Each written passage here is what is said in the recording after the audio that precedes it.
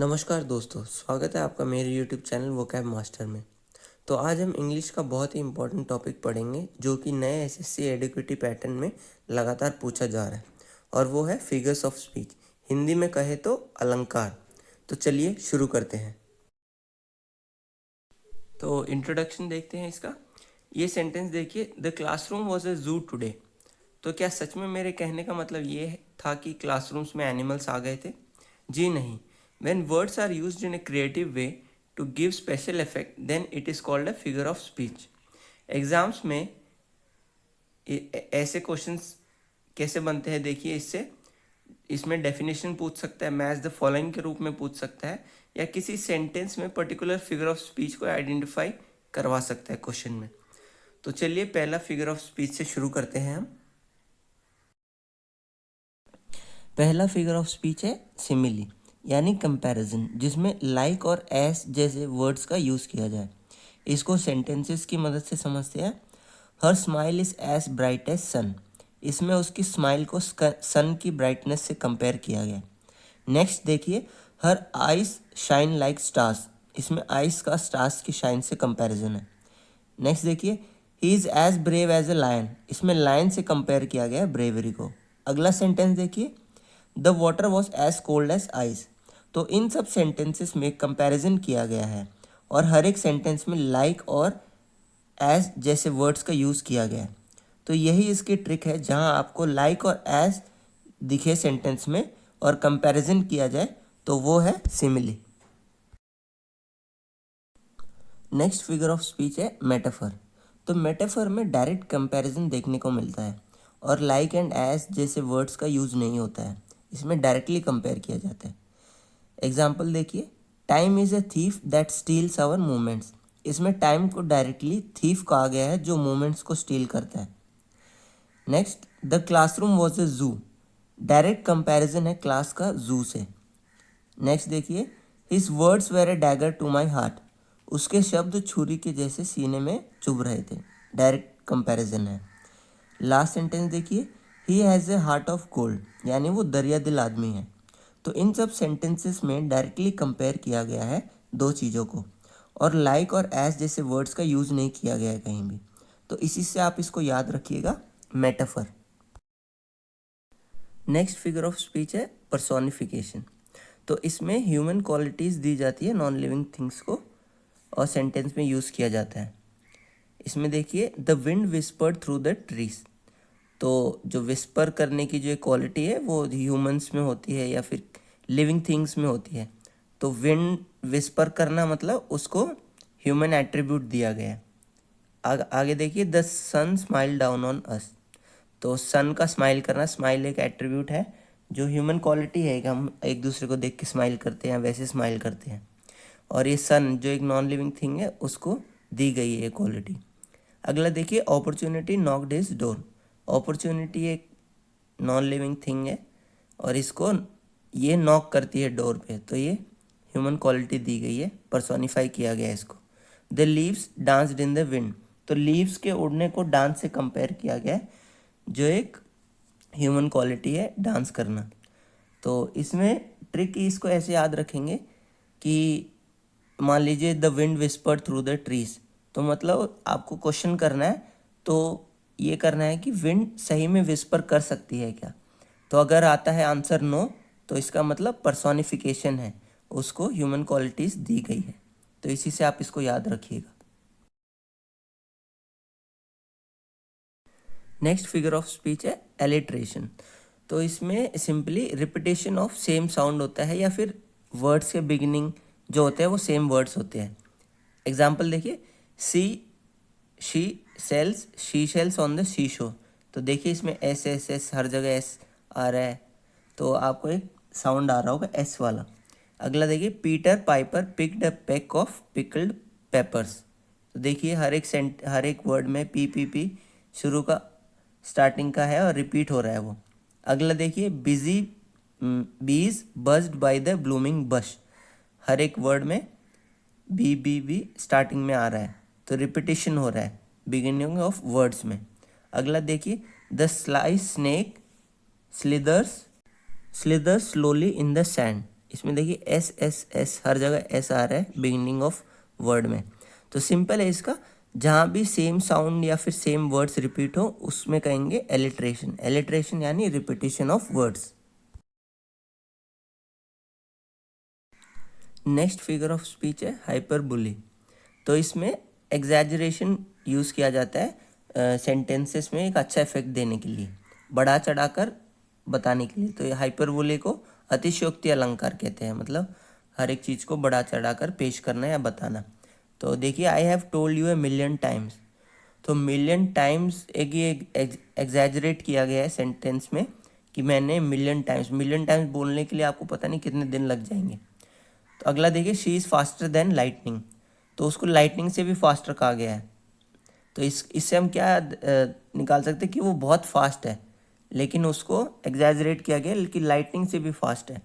तो I am so hungry I could eat a horse. तो एक बहुत ही इम्पॉसिबल चीज़ है, लेकिन उसकी हंगर को रिप्रेजेंट करता है कि वो बहुत हंग्री है, एक्सट्रीम हंगर है उसमें। अगला देखिए, दैट बॉक्स वेस अ टन। मतलब कोई बॉक्स है जो सिंपल एक छोटा सा बॉक्स है, उसको हम कह रहे हैं कि वेट्स अ टन। टन मतलब 1000 किलो का है वो।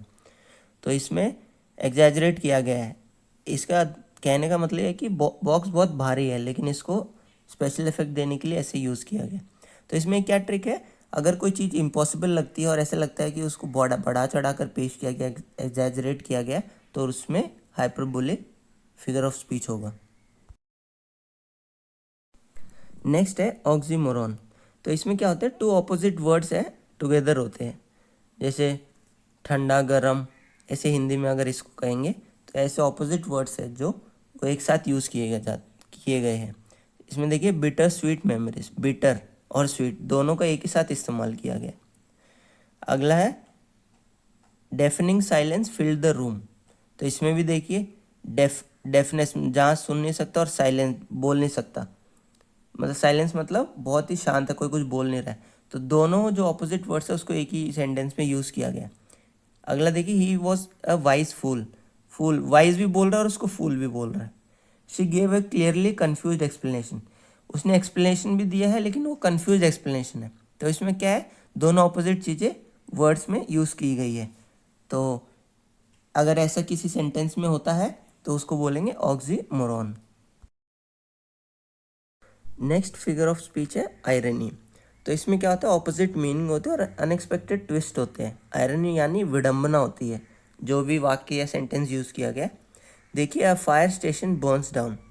मतलब जो फायर स्टेशन जिसका काम होता है आग बुझाना, वो खुद ही बर्न डाउन हो गया, वो खुद ही जल गया। तो इसमें क्या आयरनी है। अगला देखिए, a plumber's house has leaking taps. एक प्लम्बर जिसका काम होता है घरों में लीकिंग टैप्स को रिपेयर करना, उसी के घर में लीकिंग टैप्स हैं। तो a pilot is afraid of Heights. वो पायलट जो ऊंची ऊंची हाइट्स पे जाके प्लेन को उड़ाते हैं, वो हाइट से अफ्रेड है। तो ये बहुत ही आयरनी है, विडम्बना है। A cat lover being allergic to cats. जो कैट लवर है उसको कैट से एलर्जी से। तो इसमें क्या, रियलिटी बहुत ही ऑपोजिट होती है एक्सपेक्टेशन से, और अनएक्सपेक्टेड ट्विस्ट होता है, ऑपोजिट मीनिंग होता है। तो उसमें हम आयरनी यूज़ करते हैं, यानी विडम्बना। नेक्स्ट फिगर ऑफ स्पीच है ओनोमैटोपिया।